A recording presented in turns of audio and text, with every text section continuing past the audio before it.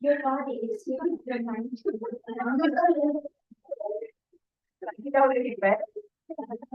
The thing she hadn't got to which is okay.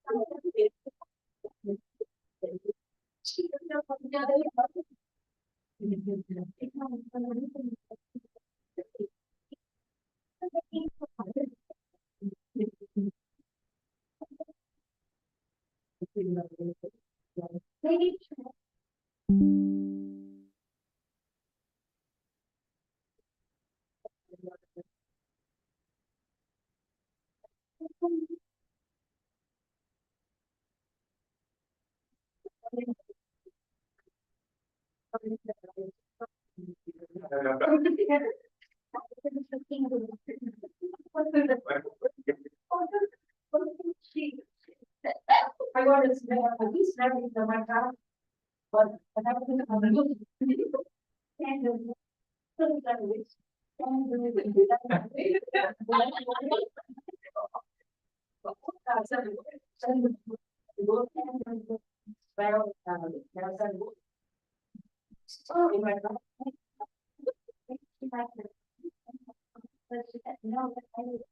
She likes it.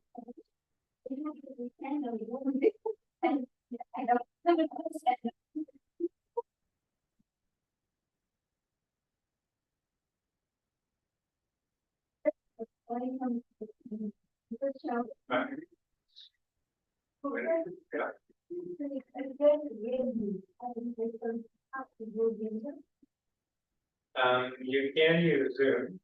That's probably easier. So let's say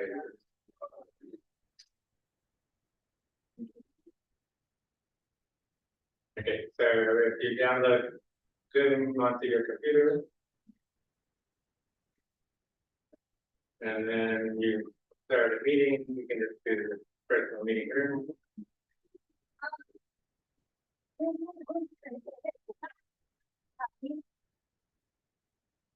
And you can record. And I would choose record to the cloud. And then that way you record the video. And then when it's done, Zoom will send you an email with a link. Then all you have to do is send me the link. Yeah, but you can use Zoom to make the video.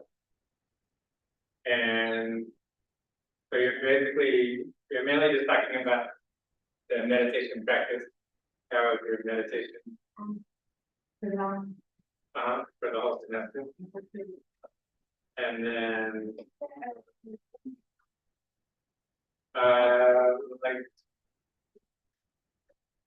let me see if I said this. I would take them out of the corner. But the fact that you don't have your Yeah, 10 minutes. if you have any kind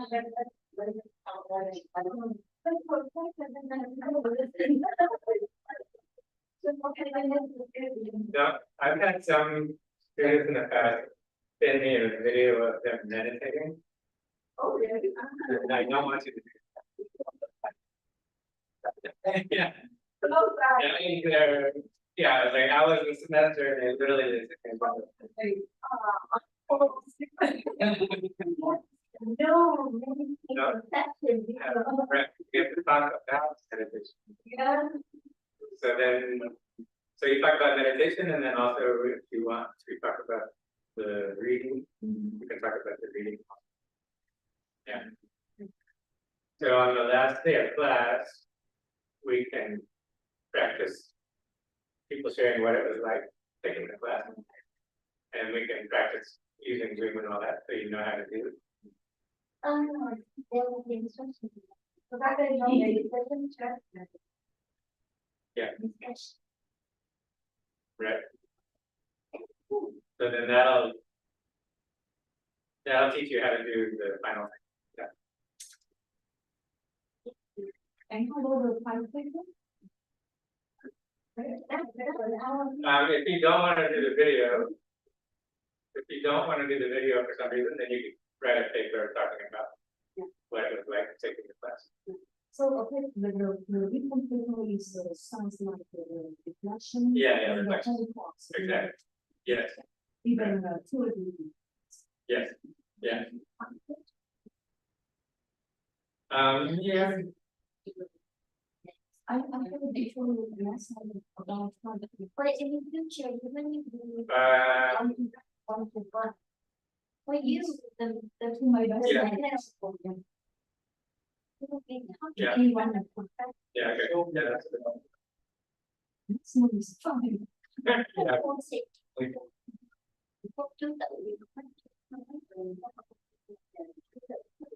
Everything about the semester. Imagine you a lot of the video we just I just running by the kids on the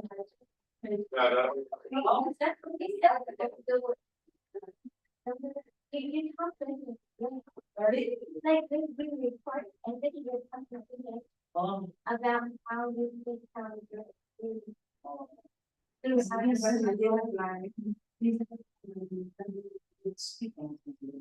easier. But no, I agree with a lot. I need to professor.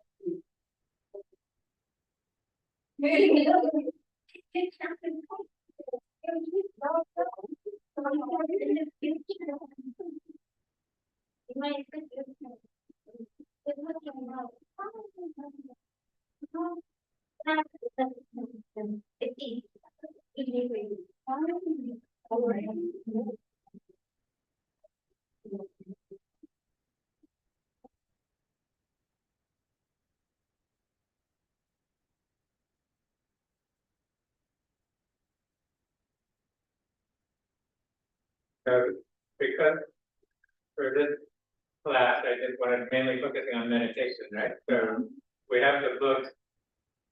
I'm talking about the book in class, but I haven't like required you to write reflections on the reading.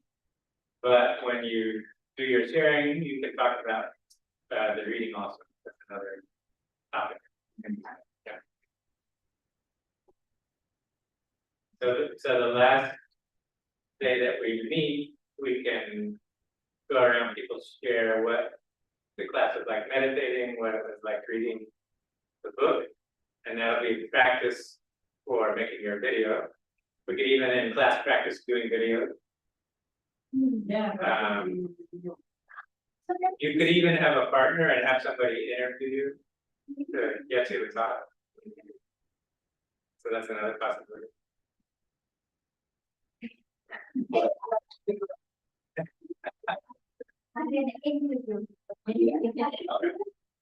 Yeah.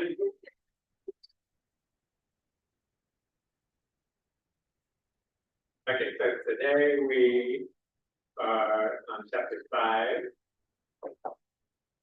which is still talking about the 12 links and the 16 exercises. And that's related to the process and act of cognitive diffusion, which I correlate to liberating the heart mind, which is inside the 16 exercises.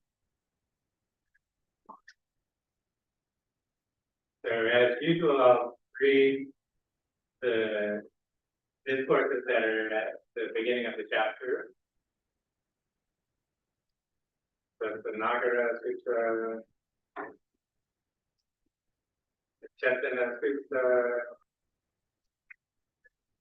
the Atiraga Sutra, and then a little bit from the Ekadama Sutra. Okay, so I'll record it.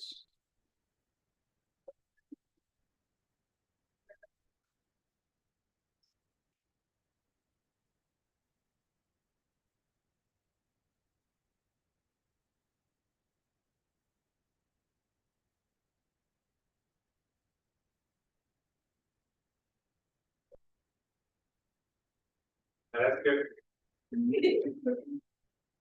What's your book? I thought about that. For the body scan journal, it could just be a figure of a human body, and then you can circle any person in it. Hey, how do we wake up and then just die and then we? No, you do it after you're finished meditating. But then my mind with the meditation, I don't want to just walk on it. It's just not, Really? yeah, it's like a slow, breathing. But then if you chant it and I have to remove this detail or that detail, that would break my enjoyment or I feel like I have to. Yeah. Wait and then like 30 minutes later. And would you remake the lightning? All right. Good body. Right, and then suddenly the voice louder and higher. At first, I feel bothered, so I have to re-volume and then after the second person, I just listen. But then it's louder. So the first time, like, how I tune my, it kind of smooth, then suddenly. Okay, yeah, I'll read it. Yeah. I got, I did 40 years first. I got it out, but I have that image in the text. I couldn't see how the concept. Yeah. And then. Oh, that's cool. Right. Yeah, like a map, like you're going like you're going hiking and then you look at the trail. Yeah, that's good. Yeah, that's good.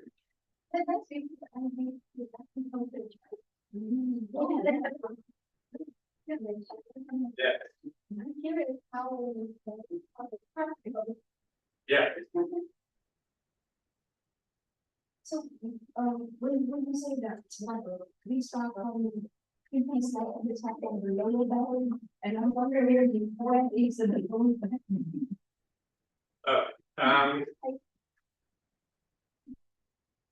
Like the pelvis would usually mean the tailbone.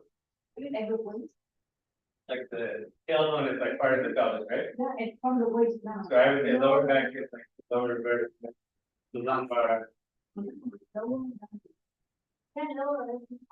Lower back is like the lower vertebra. In the middle of the neck. You think that's in the middle? I think this is upper back. Yeah. This is lower back.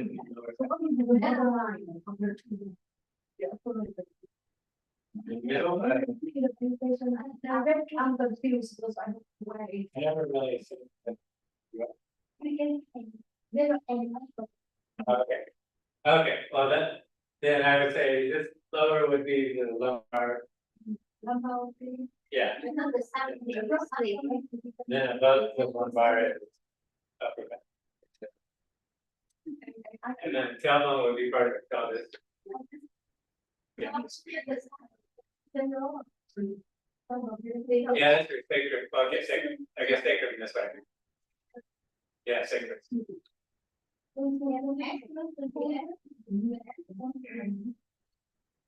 I thought about, like, maybe I should just say certain points. No, you just say, Cellphone is public. Yeah, It's just confusing. Then when you say public, people tell me that they're not done. Right, yeah. That's what they don't know. That doesn't make sense. At first they- Okay. If I say pelvis and then I say tailbone, Cellphone is okay. That or one, cellphone tailbone is and sacrum, That cellphone yeah. is- And then lower back.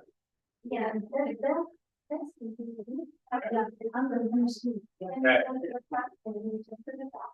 Yeah, yes, that is a- I'm so- Okay, yeah. Oh, that's fine, I think.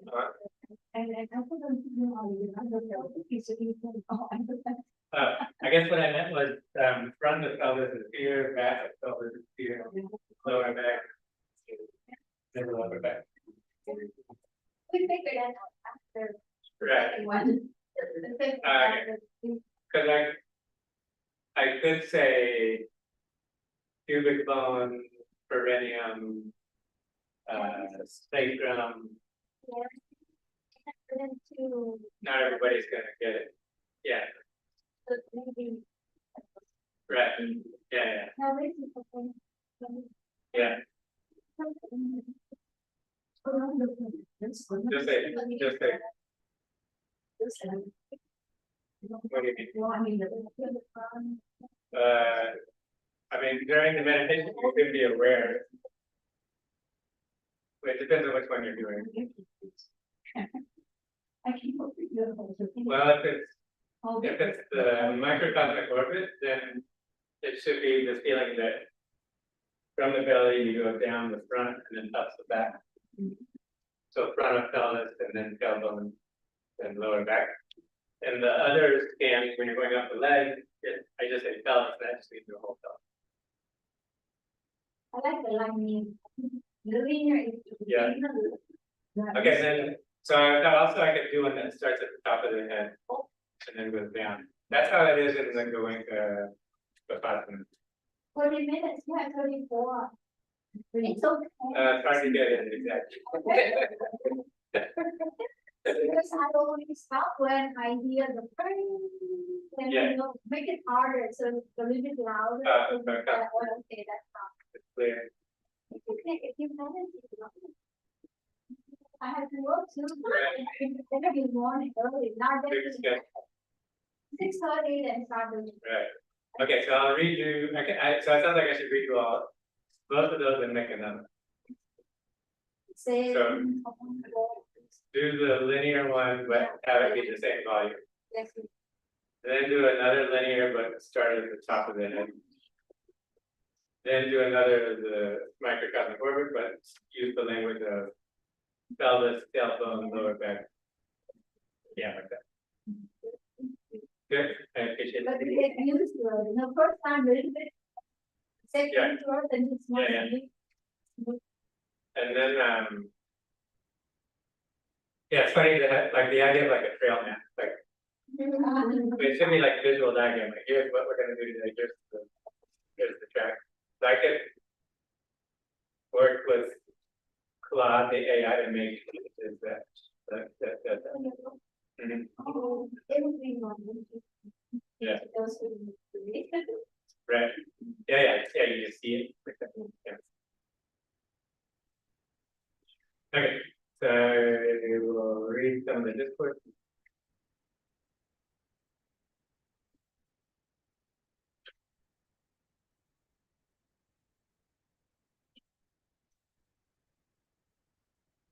That's in 1265, the Nagara Sutra. The city discourse. Here's the Vati.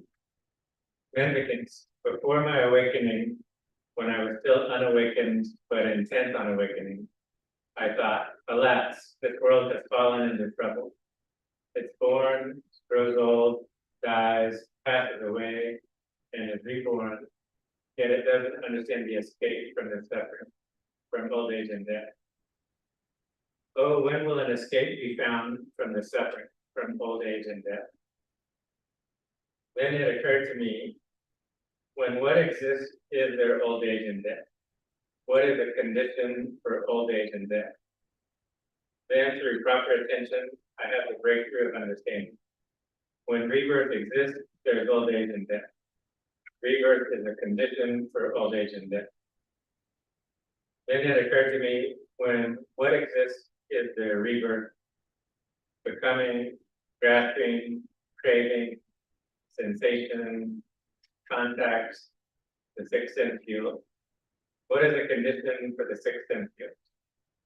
Then, through proper attention, I have the breakthrough of understanding. When name and form exist, there are the sixth sense field. Name and form are a condition for the sixth sense field. Then it occurred to me, when what exists is their name and form. What is a condition for name and form? Then, through proper attention, I have the breakthrough of understanding.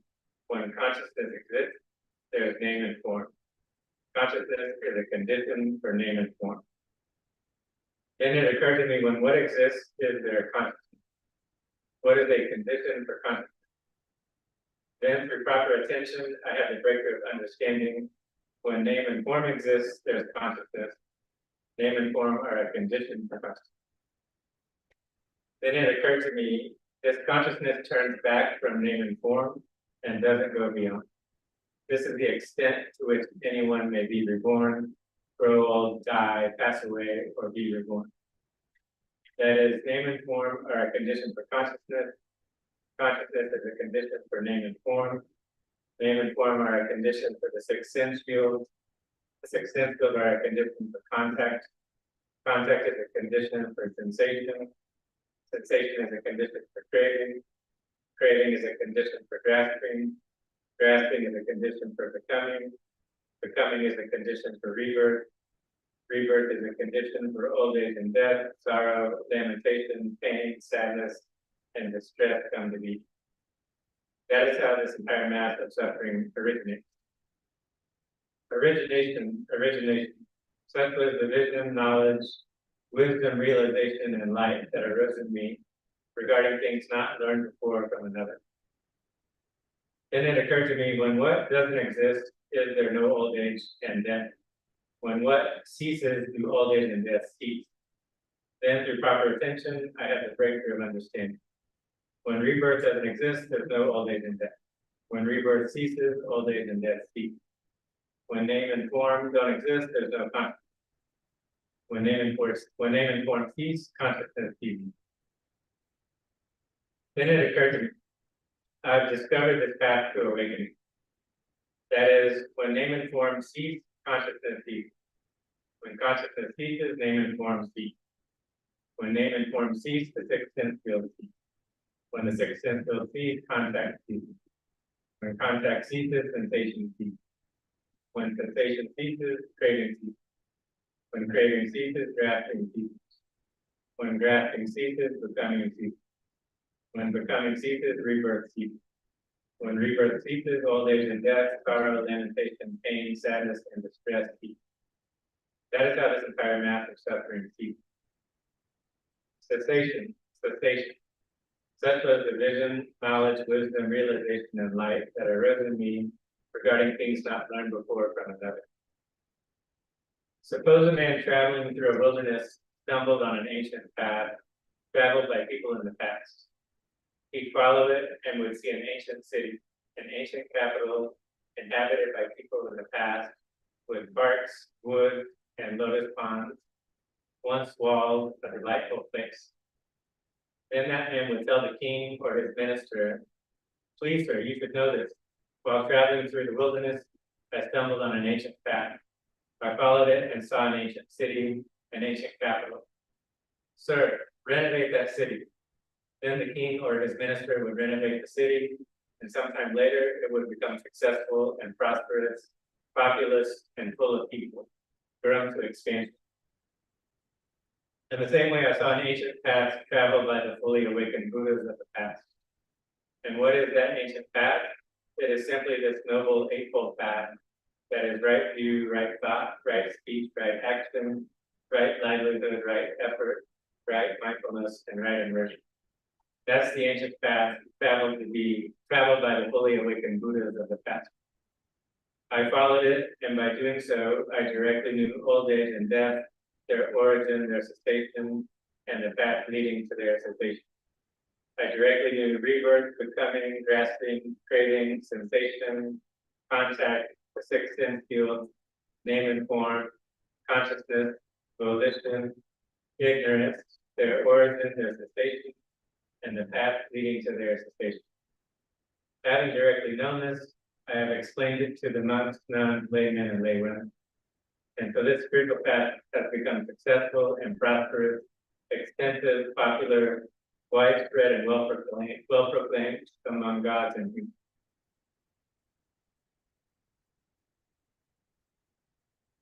SN 1238, the Chetana Sutta, the Discourse on Intention.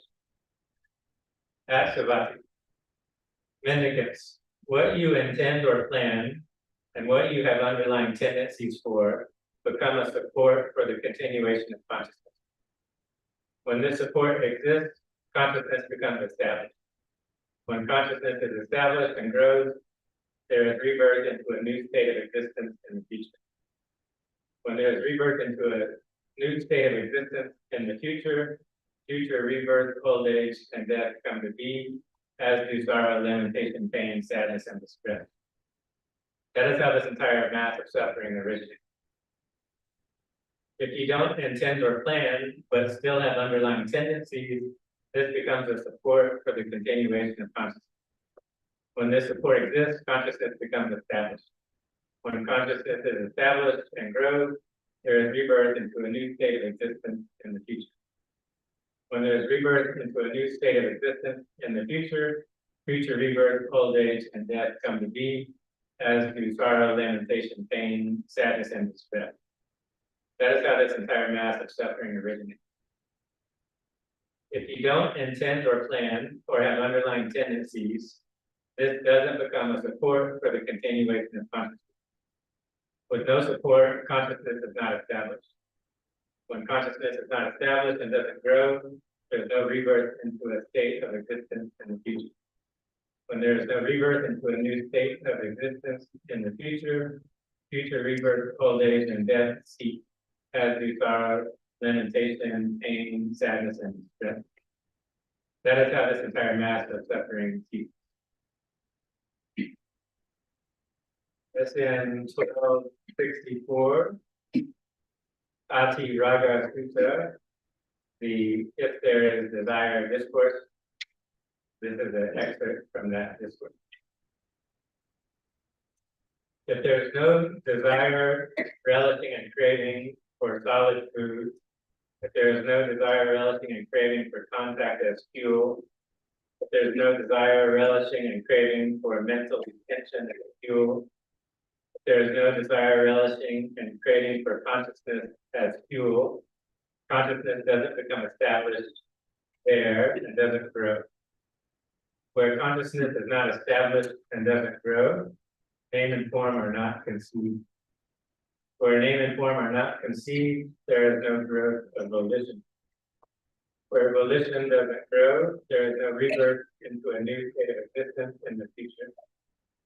Where there is no rebirth into a new state of existence in the future, there is no rebirth, old age, and death in the future. Where there is no rebirth, old age, and death in the future, I say there's no sorrow, anguish, and distress. Suppose there was a bungalow or a hall with a peaked roof, with windows on the northern, southern, and eastern side. When the sun rises and a ray of light enters through a window, where would it land? On the western wall, sir. If there was no western wall, where would it land? On the ground, sir. If there was no ground, where would it land? In water, sir. If there was no water, where would it land? It wouldn't land, sir. In the same way, if there is no desire, relishing, and craving for solid food, consciousness does not become established there and doesn't grow. If there is no desire, relishing, and craving for contact as fuel, if there is no desire, relishing, and craving for mental intention as fuel, if there is no desire, relishing, and craving for consciousness as fuel, consciousness doesn't become established, and consciousness doesn't become established there and doesn't grow. Where consciousness is not established and doesn't grow, name and form are not conceived. Where name and form are not conceived, there is no growth of volition. Where volition doesn't grow, there is no rebirth into a new state of existence in the future. Where there's no rebirth into a new state of existence in the future, there is no rebirth, old age, and death in the future. There is no rebirth, old age, and death. Sorry, where there is no rebirth, old age, and death in the future, I say there is no sorrow, anguish, and despair. Okay, and finally, SM 54.1, the Ekadama Sutta, the One Thing Discourse. This is an excerpt from that discourse. They practice like this. I'll breathe in, experiencing the heart mind. They practice like this. I'll breathe out, experiencing the heart mind. They practice like this. I'll breathe in, gladdening the heart mind. They practice like this. I'll breathe out, gladdening the heart mind. They practice like this. I'll breathe in, immersing the heart mind in samadhi. They practice like this. I'll breathe out, immersing the heart mind in samadhi. They practice like this. I'll breathe in, freeing the heart mind.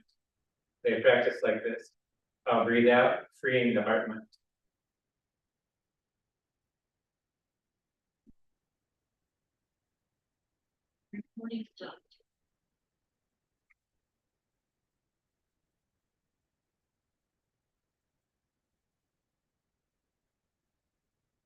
Okay, so we have the Nagara Sutta.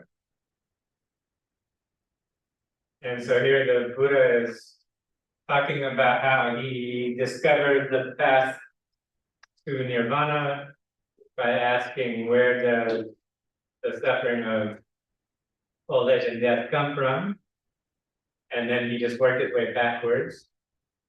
And he was going backwards through the chain. So the question of where does old age and death come from led him to birth. So that would be the link of jati, which is sometimes called birth or sometimes called rebirth. And then he also goes, well, where does the rebirth come from? Then the previous link is becoming, or bhava. Then where does becoming come from? Then you have the previous link of grasping. Whereas grasping comes from the previous link of craving. So again, if we think of grasping as acting on craving, then craving comes before the grasping. Okay, where does the craving come from? It comes from sensation. Where does the sensation come from? That comes from contact between the sense space and the sense object. Where does that contact come from? Then he says the 6 sense fields, which basically just means your eyes, your ears, your nose, your tongue, your body, and your mind consciousness. Okay, where does that come from? Name and form, or nama rupa. So form is the physical body, and then name would be the mental experience, although it's not just like in your head. Most often, nama rupa, you would say the 5 aggregates, where rupa means the physical body, and then nama would be the other 4 aggregates. So that would be sensation, perception, volition, and consciousness. Yeah. Okay, so then where does name and form come from? Then the Buddha says consciousness. volition, metaphorical. So this, in this discourse, the Buddha doesn't say volition and he doesn't say ignorance when he's talking about going backwards. And then from the Buddha, the one before. Yeah, it's in there. That's hard to believe. Let me double check. And so then send out. All of you.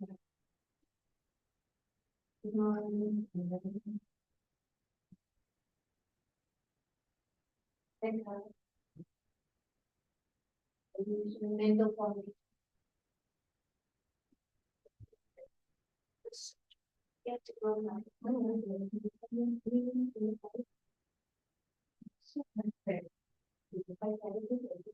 Yeah, so for whatever reason, in this discourse, when he's going backward, he doesn't have volition and he doesn't have ignorance.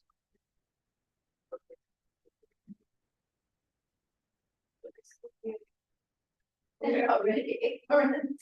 It's just like the whole cycle, either he just didn't mention it or they didn't mention it. Right. Oh. But what we can say is,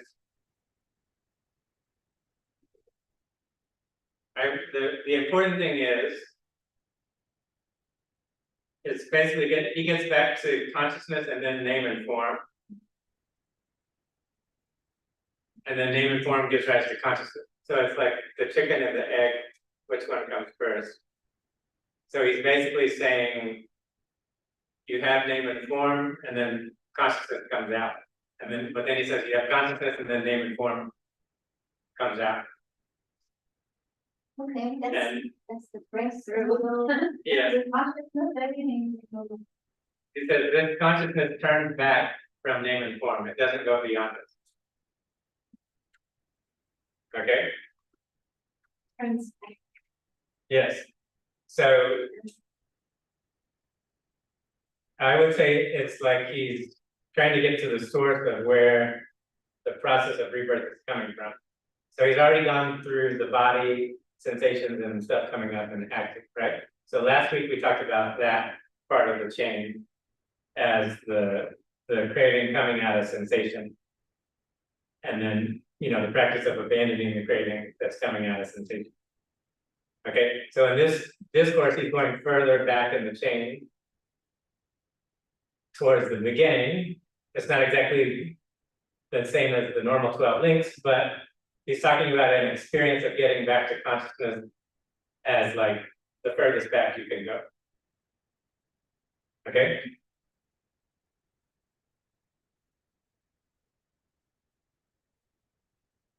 And then he describes this, finding this path. He talks about the Eightfold Path as this path, the ancient path to the city.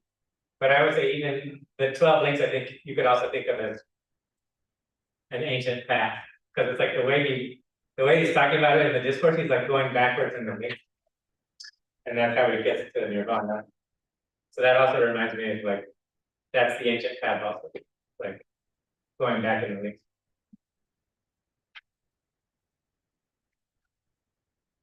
Okay, so then in these other two discourses, he talks about intention or desire as being a condition for consciousness to get established. Okay, and then once that consciousness is established, then there's rebirth into a new state of existence.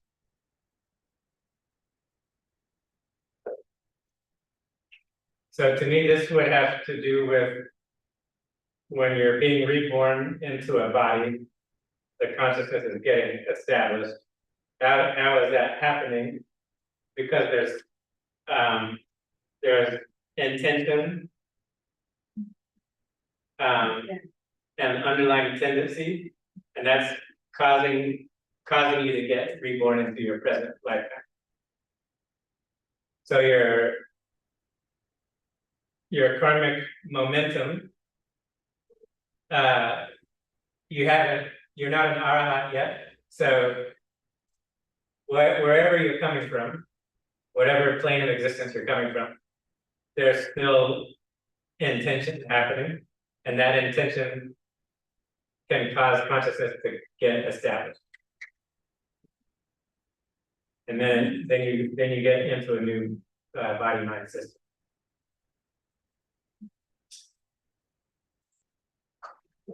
Okay, so but then he also said, even if you don't have intention, you could still have underlying tendencies. Okay, so that could mean like, even like in your conscious mind, you don't have an intention happening, but you still have the sankhara underneath that can still come out. So the only way you become an arahat is if the sankharas underneath get removed. So underlying tendency, which is anusaya kalesha, there's a list. You have the 10 fetters, which are the sankharas causing rebirth. You also have a list called the anusaya kalesha, the underlying tendencies, and that's a list of sankharas that cause rebirth. What's the word we use for the 10? 10 fetters is samyojana, No, the anusaya kalesha. We can look.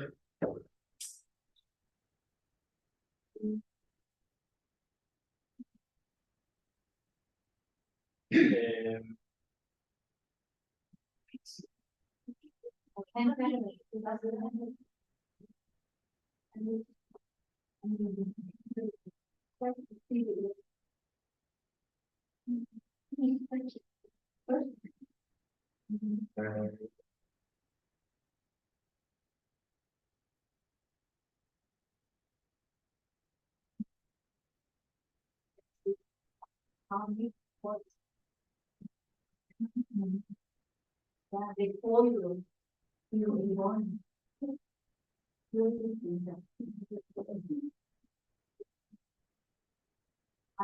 Okay, so in my anthology, in the Magga Samyutta, there's a discourse called Anusaya Sutta, so that's underlying tendency.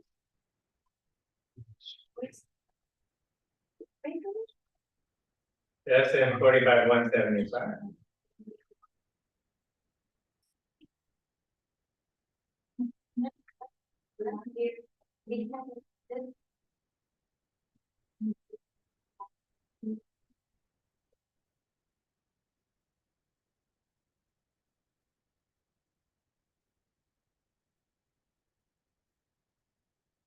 Okay, Anusaya.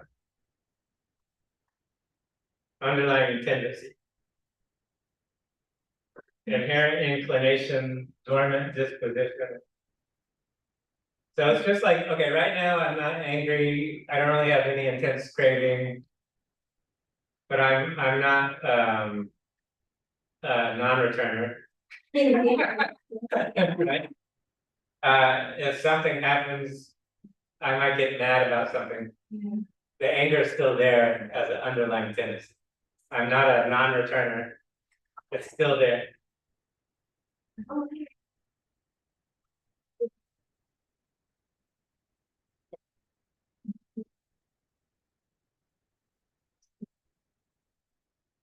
So there's the other, I don't know why it's not here, but there's another word, pleasure.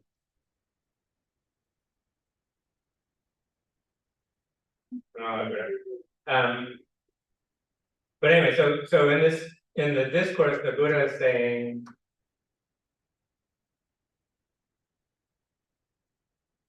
it's the combination intention and underlying tendencies. Both of them have to be gotten rid of to put an end to rebirth. And so that means you're putting an end to having any intention at all.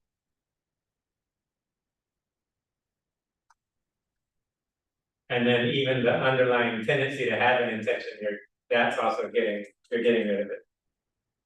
So this is like a deep level of purification that would cause liberation from ego. Okay, so now he doesn't say where the intention is coming from. It's just there. Okay.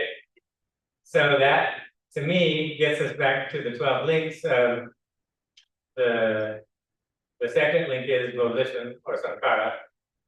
Chetan has another way of saying volition. So to me, this is just volition that's happening. It's not coming out of sensation necessarily. So to me, then that means it's the volition that's earlier in the chain. Is what this is the territory that's being dealt with. Okay. Then in this Raga discourse, okay, he's using the word desire. And then he brings in, there's a teaching on the 4 kinds of food. So there's edible food, then there's the food of the senses, then there is the food of volition, and then there's the food of consciousness itself.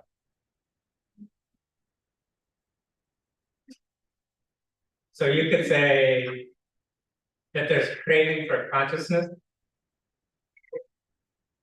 that's similar to what he's talking about in the previous discourse. And he says here that that's how consciousness gets established and can grow, right? So that to me, it's getting back to you're being reborn into a new body-mind system. It's because there's craving for consciousness, craving for volition, craving for sense experience, craving for edible food. But there is just craving for consciousness. When you're conscious, when you don't have anything to do right now. Yeah. Yeah, you want to keep doing engaging in something, right? Yeah, it's a habit.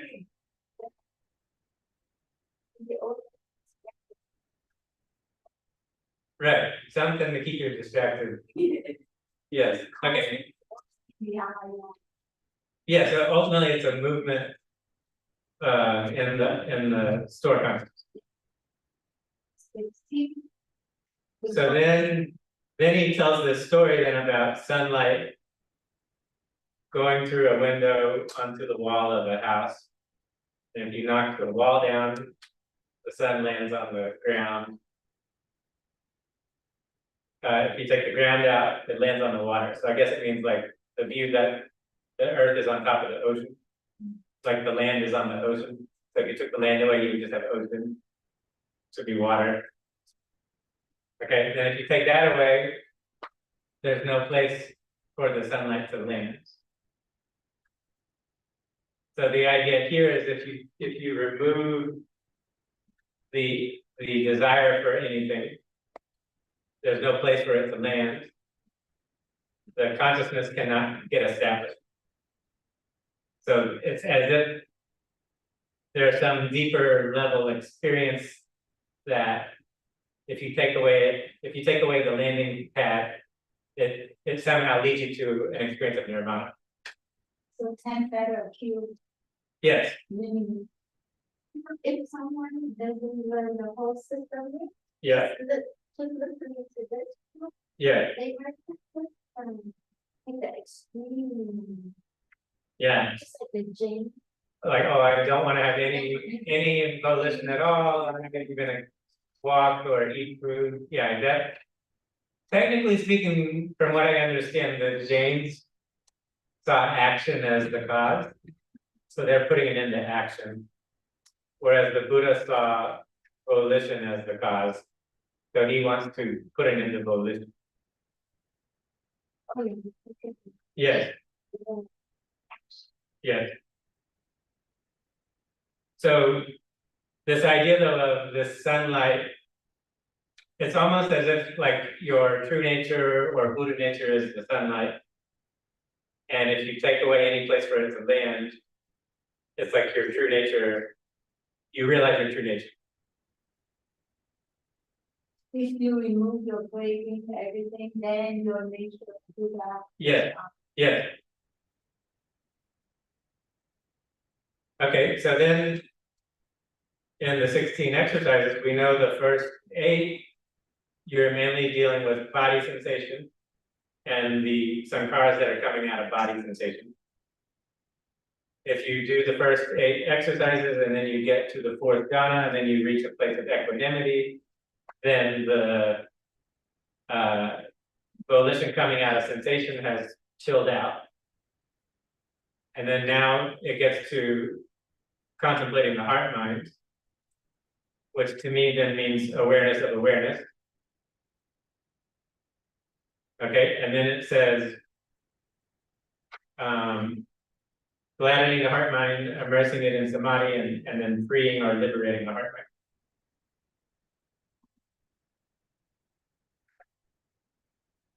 So to me, that would mean you're aware of awareness, and then if the mind starts to move, you recognize that and you let go and you go back into the awareness. But then in one form, then you the wrong one. It's like Right. one form's focus. Yeah, so it's not like you're focusing on an object. That's the kind of the subtle difference. If you're practicing awareness of awareness, is awareness itself is beyond the subject-object duality. So it cannot, you can't pin it down as It's not a thing. one form, but like nothing. One form. Yeah. Only yeah. in your mind. Yeah. So to me, then this practice of the heart mind reminds me then of what the Buddha is saying here with the sunlight not having a place to land. It's like you're wanting to get to the source where things are coming out. And you're wanting to be there at the source so that it doesn't come out. You try now, remove all the obstacles, your desire, your wanting, your craving, everything, your anger, and then you know the true nature will come without anything else. Yeah. Easier said than done. Easier said than done. But the tender. So then the next 4 exercises is contemplating impermanence, and then there's basically you have an experience of nirvana. But I would almost say it's like 2 sides of the same coin, like liberating the heart mind and experiencing impermanence and nirvana. It's almost like saying the same thing. But one is like going to the inside and uprooting whatever is there. And the other is almost like looking outside and uprooting whatever is there. But the thing is the same thing of uprooting whatever is there. Which to me would be the identifying and attaching to the body and mind as self. The body. I was thinking, I remember the other day, for the story. It reminds me of that underlying thing.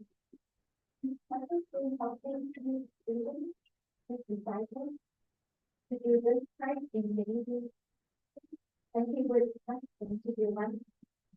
Important effort, because we do customer too. And shortly after that, he asked them to do them too. And once to the point, and then the students or the disciples start being mad. Yeah. So master, which one do you like me to finish first? Right.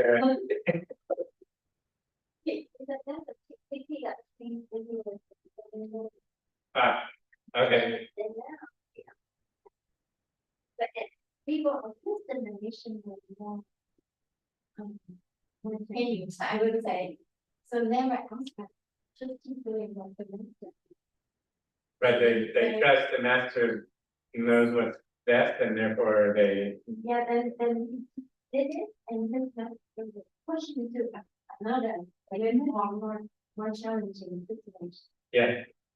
But now he said, now we have right here, You just ask the disciple to do, to count number 3.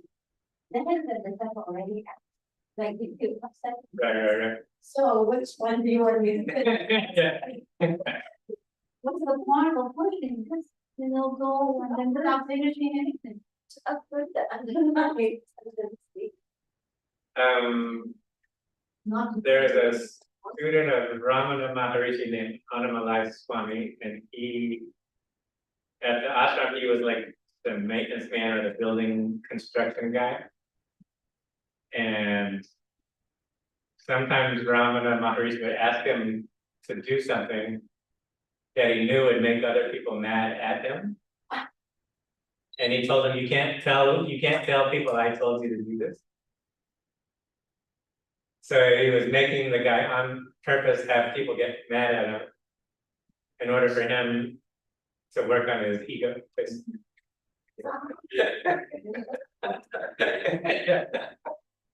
if you know that's, yes. I guess it's even if you know it's still yeah.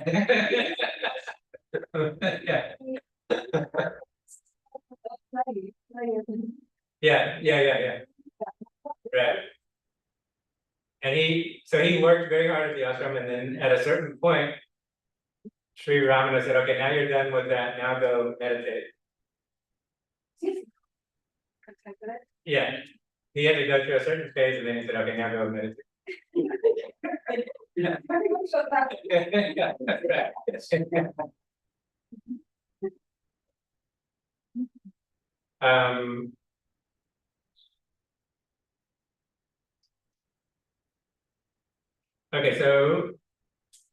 So links 1 through 5 of the 12 links are about consciousness landing and getting established onto a new mind-body system at rebirth, as well as the ongoing experience of identifying and attaching to the mind-body system throughout the life. Okay, so then we could also say it's just links 1 through 5 deal with the primal phenomenological rhythm of the mind being carried away by thoughts and then coming back to the present. So like you're just sitting there and you want to look at your phone. Right?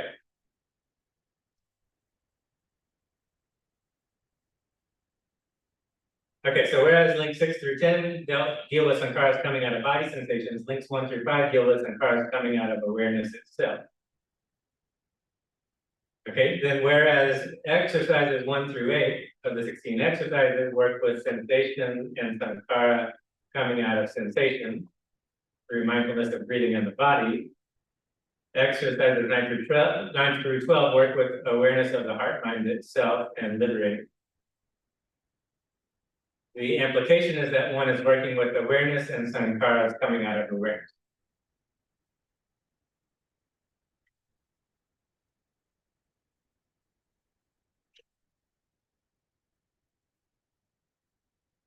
Okay, so if we look back here on the yogic structure, the first 8 exercises you're working with Kaya and Vedana.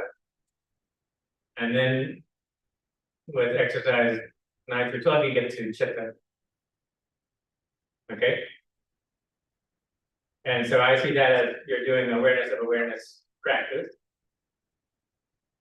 Then this is similar in the Taoism. If you preserve and cultivate the Jing, and then you sublimate that into the Qi, you preserve and cultivate the Qi. So then you have breath energy states, which is similar to the jhana. Then you get to the Shen, which is again the heart-mind practice. And in the Taoist teaching, it'll say the heart-mind gets depleted when you're carried away by your thinking. The heart-mind gets restored if you're aware of awareness and you're not in the thinking. So we can basically just say you're going from thinking back to the source of the thinking, which is awareness itself, and then you're being with that awareness. And so then there's 2 practices then that are common. As one is awareness of awareness, meaning where is this awareness coming from? Or you could say, who am I? Or whatever thoughts you're having, you could try to see where are they coming from. But all of that is getting to focus on the heart mind as this experience of being itself or awareness itself. And that the heart mind gets depleted if you're carried away by the thinking.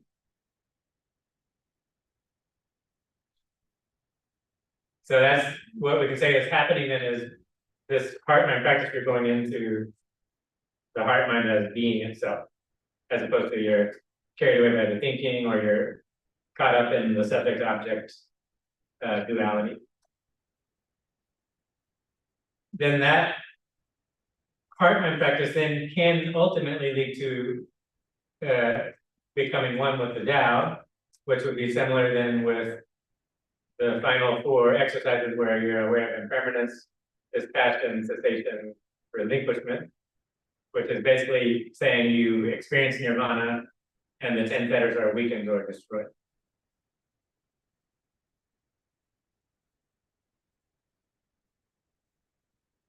Okay, in Hindu yoga, similar progression. You start with body posture, then you have breath energy practice, then that leads to the chitta or the heart mind, and then that leads to this non-dual witnessing awareness, which is the fruit.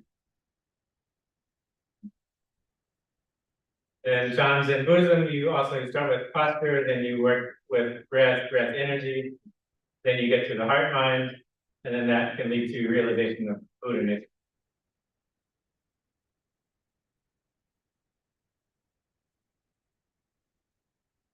So we can say that's the yogic path of practice, using this structure, and then you're going backwards against the flow of rebirth. Or in Taoism, it's you're reversing the flow. There's the forward flow that causes you to manifest, and you're preserving the energies and sublimating them backwards, reversing the flow, going back to the source.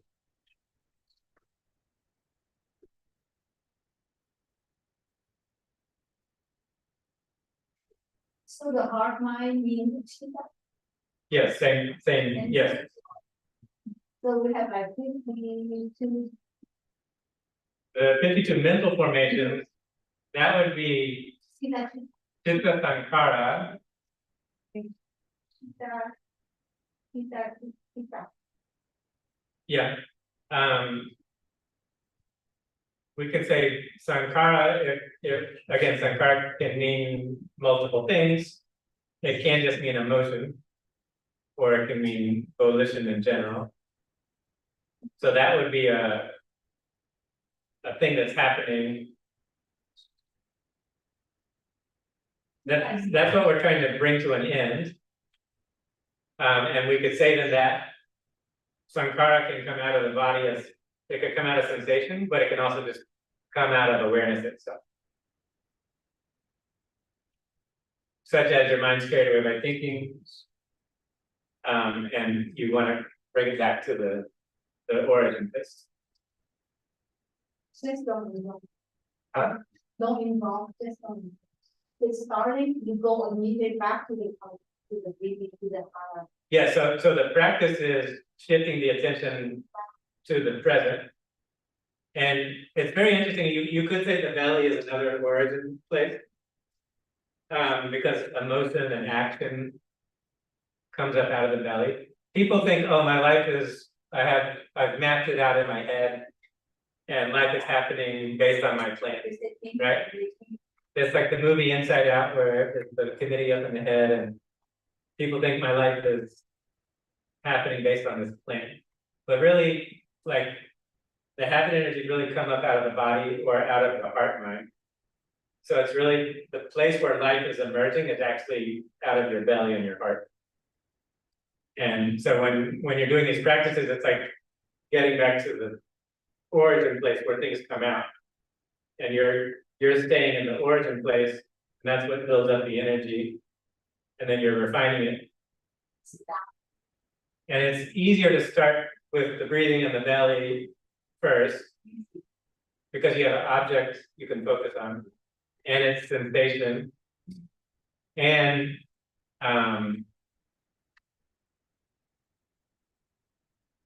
normally you have to work with sensations and emotions coming out of sensations. That's like usually what everyone has to work with. And then once, huh?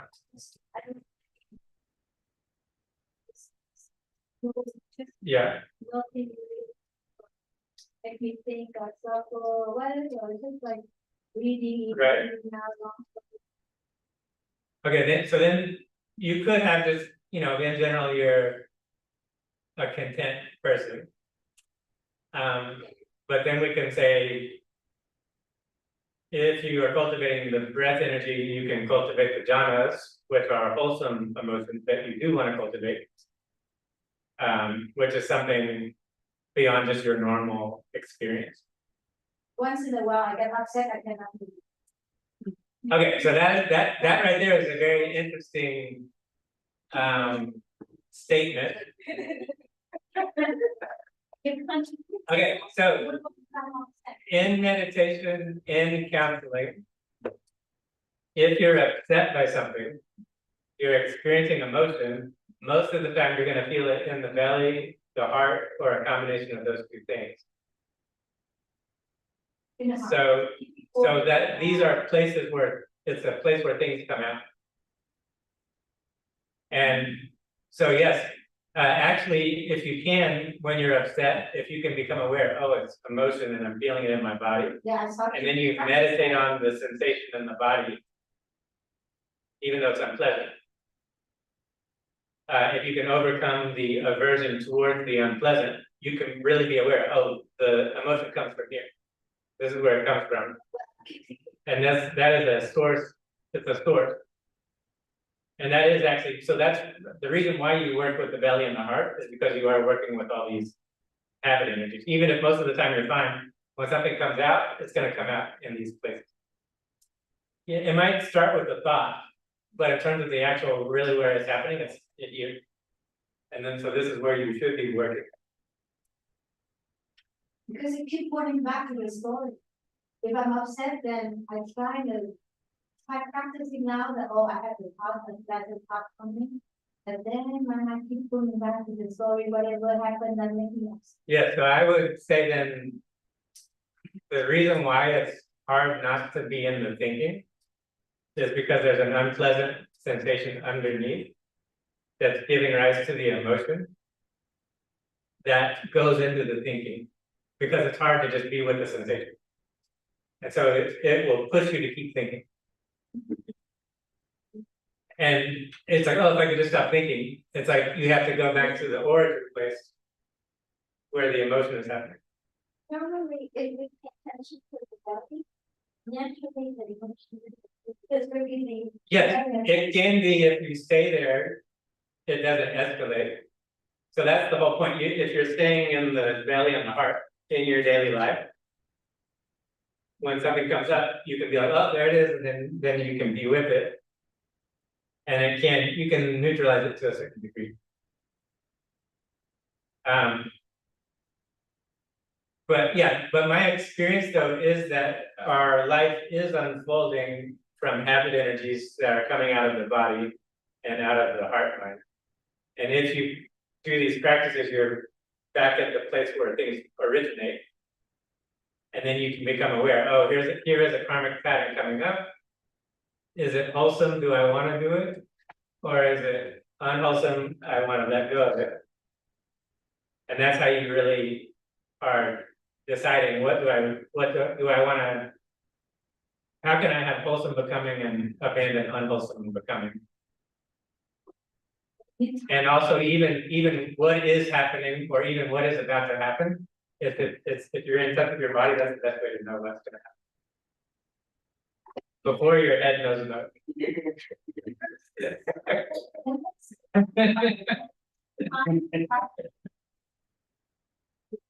Yeah, so it's disorienting because we're used to being in our head and planning everything out. But it's like the more you're down in the body, the more you become aware, oh, life is actually happening from here. This is where everything is happening.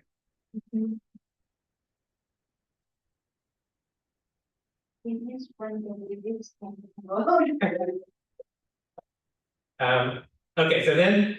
Okay, so what we will do is body scan practice, and then we will do awareness of awareness practice.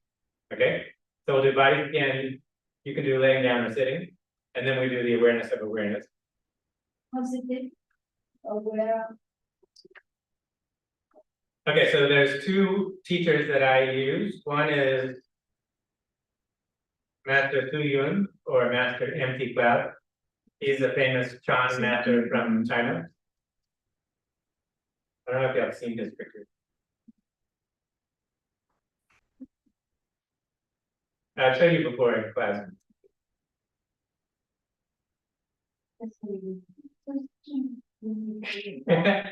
He's the one that lived to be 120. And he was the reason by the. Beaten by the communists twice and left for dead. Yeah. But he didn't want to die because he didn't want to have them have bad karma.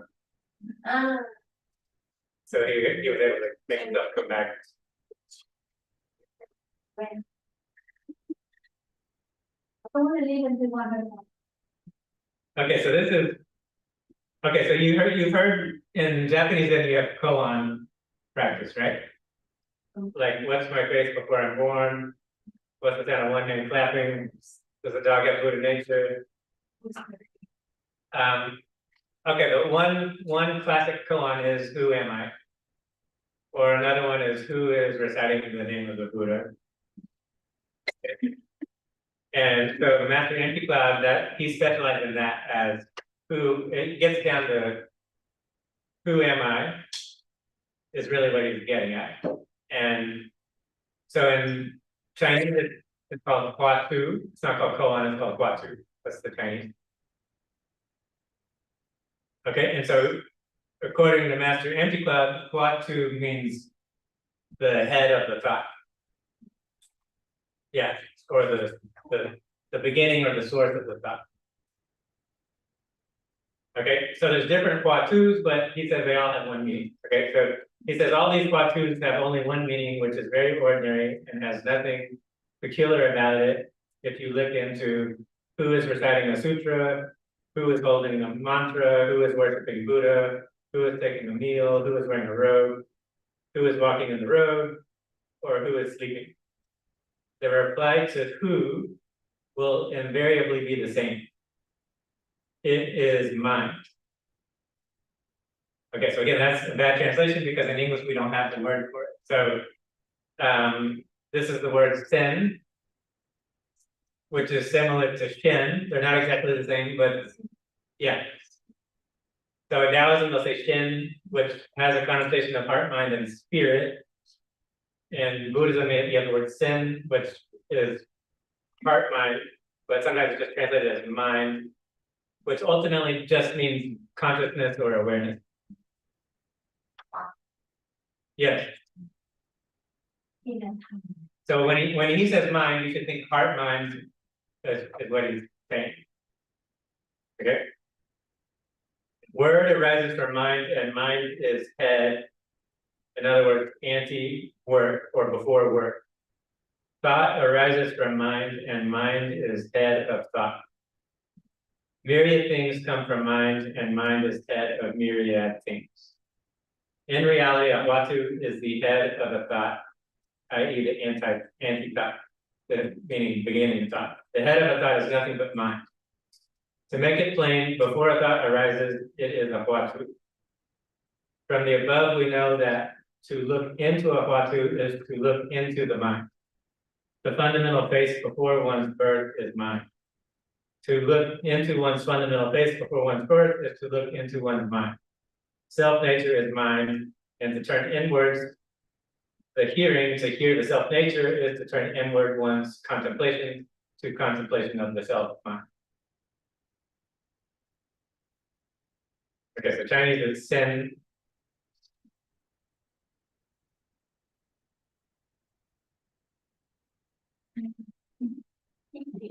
Okay, so then Ramana Maharishi, who lived around the same time as Master Empty Cloud, actually. Yes. One was in Tamil Nadu, one was in China.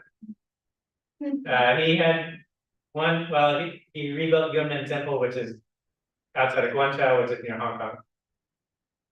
And there has been sea trade between South India and Hong Kong for forever. So that's interesting. Okay, so Ramana Maharishi would teach what he calls self-inquiry. And it's basically the question, who am I?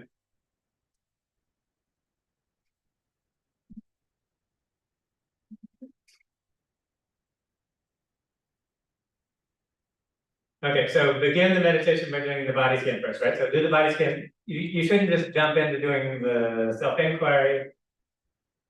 You should do something else first. Or if you're like on a retreat and you're meditating a lot, then you might jump into it. Okay, so then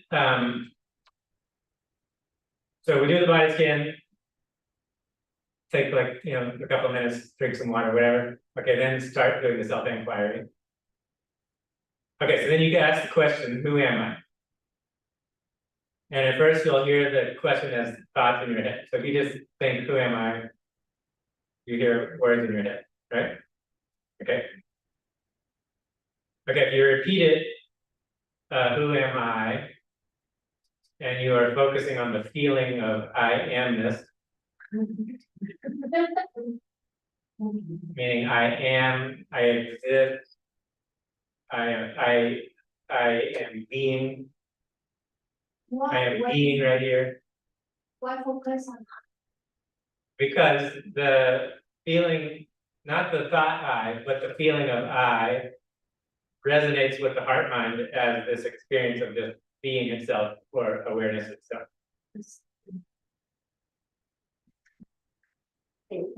Yes, it's then if you think, if you try to ask the question without asking the question, like don't use words, but just, in other words, if you ask without, if you have the intention of asking this without saying it in your head with thoughts, if you're just asking, what is this experience of being? What is this experience of existence? Better than just. Yeah. So I don't want to concentrate on the self, and then you kind of repeat it and. Well, so you just do that you only do that at the beginning just to kind of get you situated. But if you get to, okay, I am a being that is just existing. There's this experience of just being itself. What is that experience of being? In general, it will tend to take you towards the heart mind as the source of the being. Or if you say, what's my true nature? But it's you don't want it to be too complicated. And once it's just simple, like, oh, I experience being itself, tends to be focused on the heart. What is that? So what is that? So it is a practice that you point your mind towards. You don't get an answer as a concept. If I tell you an answer, it's just a concept. So in other words, what is Buddha nature? Like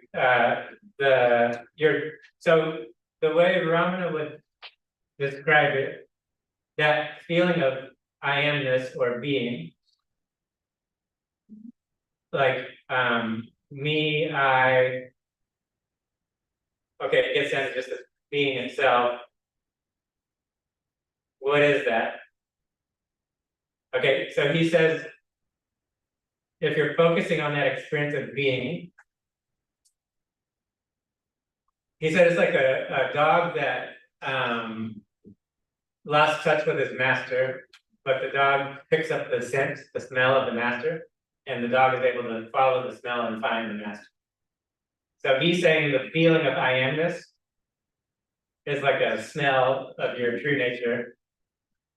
And if you keep focusing on it, this is like you're taking away any place for the sunlight to land. In other words, your awareness wants to go out into things, and you're coming back to the source. You're disrupting the habit of the awareness going out and getting involved in stuff. Okay, so next week I'll tell you there's another practice you can do where you're just letting go, doing nothing. And that results in you're having this experience of being. It's getting to the same thing. Whereas what I'm saying here, when you're saying, who am I? Not as like an intellectual question, but just, okay, who am I? Okay, there's this awareness itself. What is the awareness? And then you're wanting to tune into or become sensitive to the experience of the awareness itself.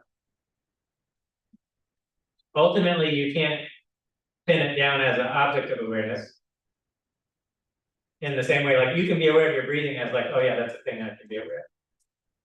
The experience of being itself or awareness itself, you can feel it, but you can't pin it down.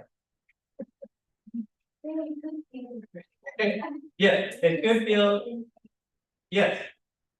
It should feel just a sense of peacefulness, silence, contentment, light, awareness, and it's the feeling of like, oh, I'm sitting at a place that is a source from which things come out. And if I'm here at the source, it's like I'm filling up my tank or recharging my battery, because the energy is not getting depleted in the thinking and the external stuff. So it's like you're at a place, like a fountain or a spring where it's coming out. I feel blame. There's nothing. Nothing. I know it's just blame. Well, you have to practice.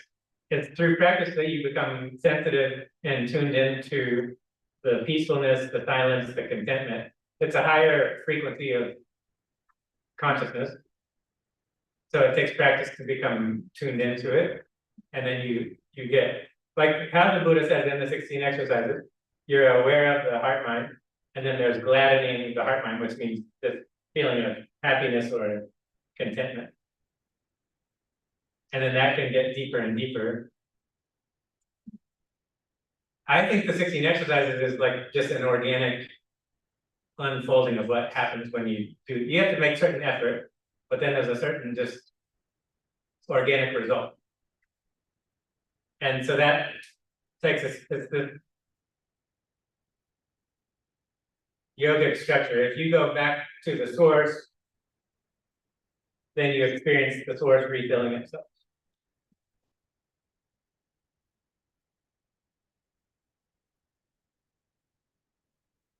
Okay, so shall we take a short break and then we'll do body scan and then we'll do this practice? Yeah. So the body scan is like 30 minutes. Yeah. Huh? Linear. Yeah, we do the linear. I want to use my fancy microphone to retake, so I won't retake it now. But okay. Only 5 minutes. Just take 5-minute break.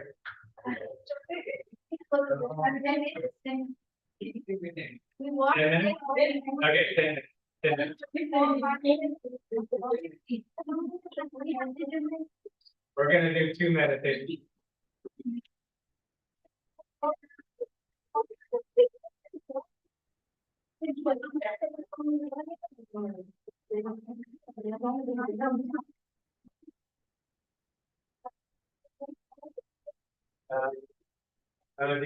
We could also do counting the breath and then.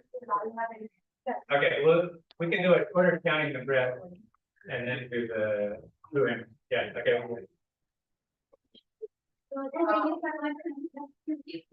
Yeah. When doesn't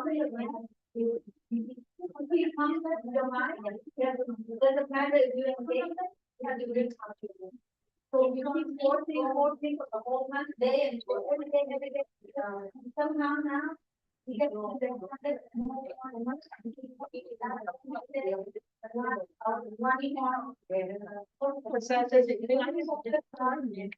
reading and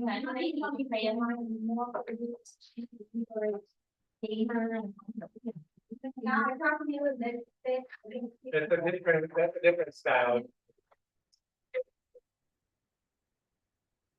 Like, if I focus on the breathing, I don't see anything anymore. It's a quick thing that I come after the breathing. So that's control, you know, when after you go through the hand wave. Yeah, but the main thing is, can you keep the count for all 30 minutes, never move the count? Maybe like 10, 1 time and half time, and then I start again. Yeah. Thank you. Sure.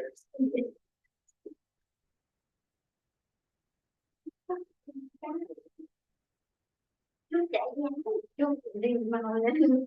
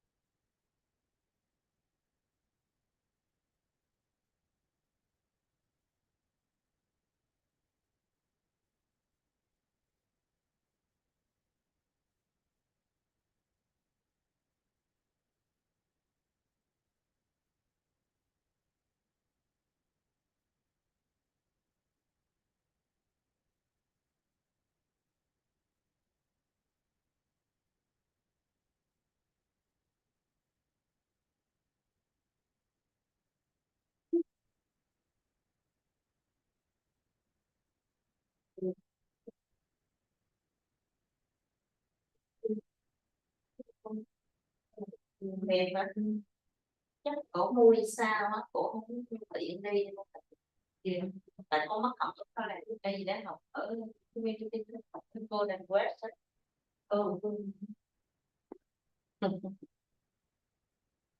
Đi cô học nữa. Cô đi cô học, cô đang học ấy thôi, cũng chưa có vô nhiều, chưa có vô đi chợ. Cô học đến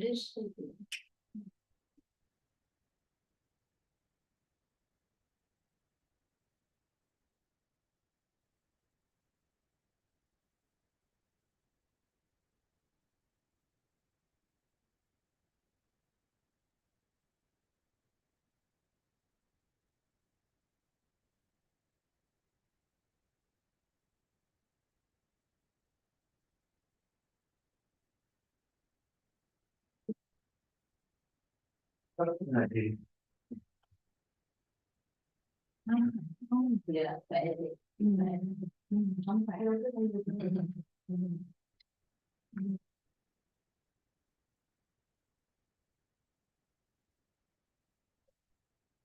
giống như là hoa thật rồi nghe gì biết là hoa thật.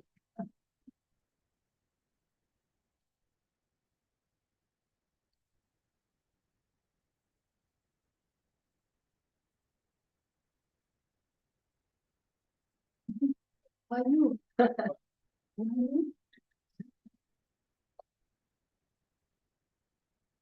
từ chỗ về tắm đến lại lên không mai nữa nóng quá rất là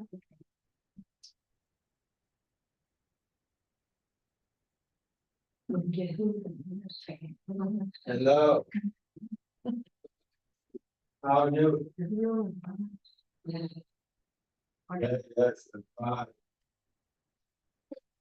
vườn còn ra này không mai làm về Yeah. Now I'm at school. At school. em cô sao này đi Yeah, yeah. But the break. Take a break.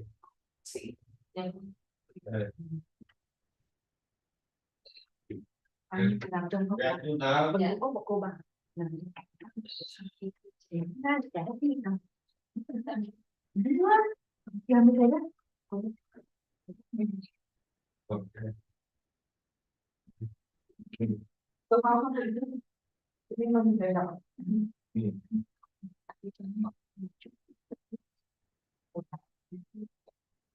tốt nhất ngày xưa thì là với người anh trai là bao nhiêu còn âm thôi để học cái này luôn tốt bố đọc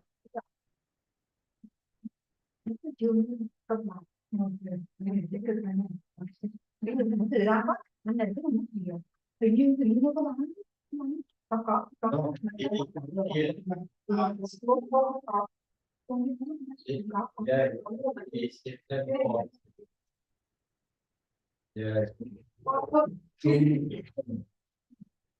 Maybe 1 hour more. I will go back.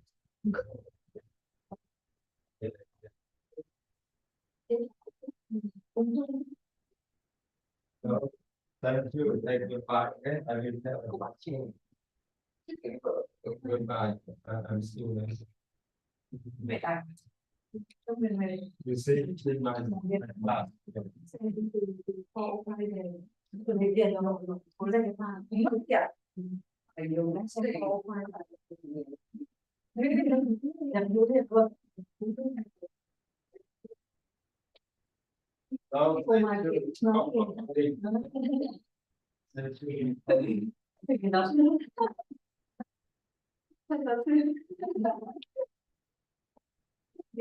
cái cô gì mà mình ngồi làm này nữa, mình ngồi làm cái cô gì tên Dung, tên đời tên Dung, không tên tên cả là cô gì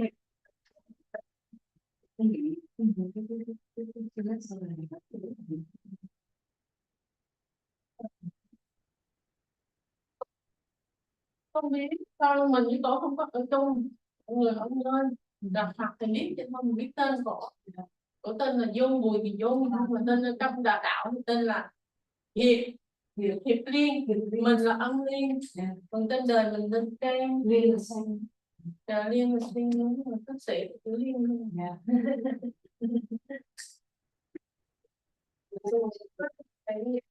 Dắt luôn. Nguyên tệ cô ấy đi sang Tết là cô đi sao cũng nghỉ luôn làm cô đấy nha, có người về giúp nơi giúp lúc nào cũng vậy, kêu riêng thì kêu là kim tự tháp là cái đó học được lương phải có bạn rồi không tốt nhé, em tắt luôn đây rồi nó cũng cô rồi còn hè này em thấy chị lên cân đó, hè này em thấy chị lên cân chị vì ra cái đó còn lên cân dữ nữa thì lên cân cả lên cân đó sao đâu ăn một nửa tặng thì đến cái đến thức không giờ bận rồi quá có thể trong nhà cô nhiều bố ăn vài ba bữa cô ăn bố giờ thì ngày đi không đi về nhá buổi trưa đấy giỏi vậy nay một cái giỏi vậy gì chứ bố đỡ bệnh nhưng mà bây giờ đang trong mặt chị trong mặt để tối hả tắt zoom này